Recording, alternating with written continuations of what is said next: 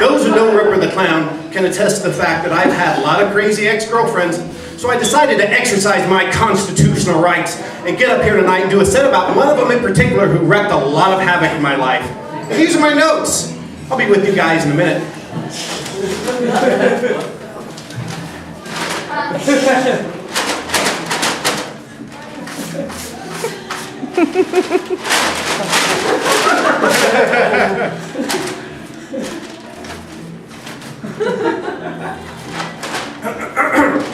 My ex-girlfriend's favorite song is Celebrity Skin by Hole. It is apropos because she is a walking study in demonology. She is a honeysuckle full of poison who obliterated everything she kissed.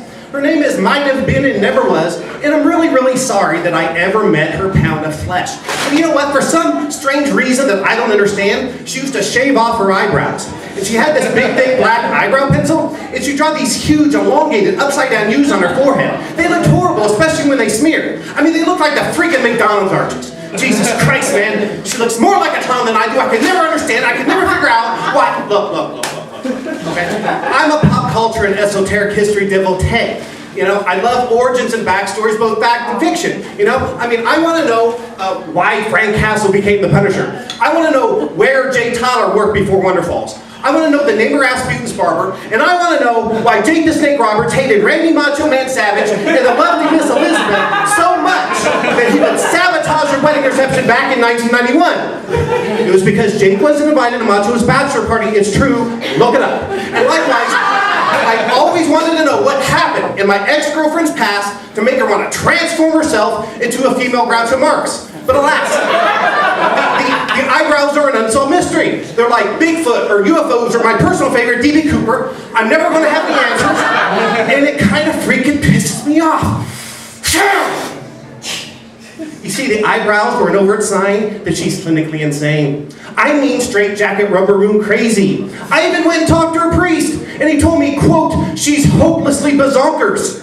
This girl actually pretended she had been kidnapped. And when I discovered the sham that confronted her, she went berserk in my presence, raping and murdering my soul in the process. And trust me, when your life is completely normal and you're suddenly exposed to cruel psychotic dysfunction, it does something to you. It messes with your mind. It makes you do weird shit like getting up on stage and doing stand-up comedy dressed like a clown. So I guess that's my origin.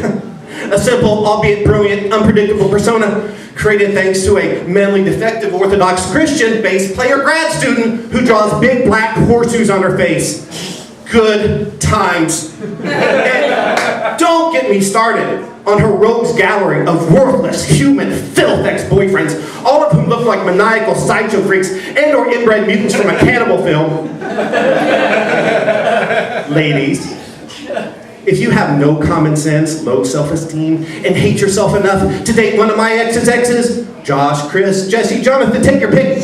On the first date, you'll be visited by a grand wizard who will present you with 5 magical objects. Number 1, a mystical map detailing your date's vast collection of tattoos and body piercings. Number 2, a sacred list of his favorite serial killers and porno stars.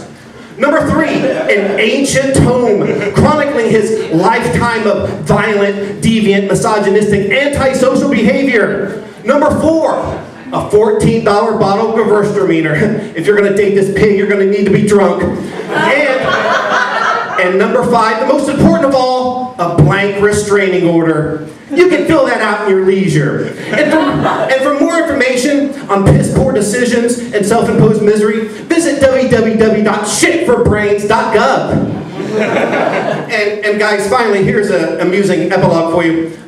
Days after raping and murdering my soul, my ex was lugging band equipment down a staircase after a gig. She was wearing stilettos, and she slipped or tripped over a used burrito, fell flat on her face, busting both breast implants. Now, obviously wanting sympathy, she sent me a text telling me what happened, and considering the circumstances, I simply replied, "Don't cry over spilled milk."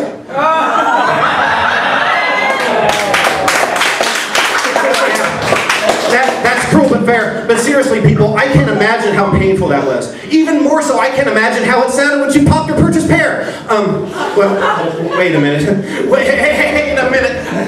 I think I know how it sounded.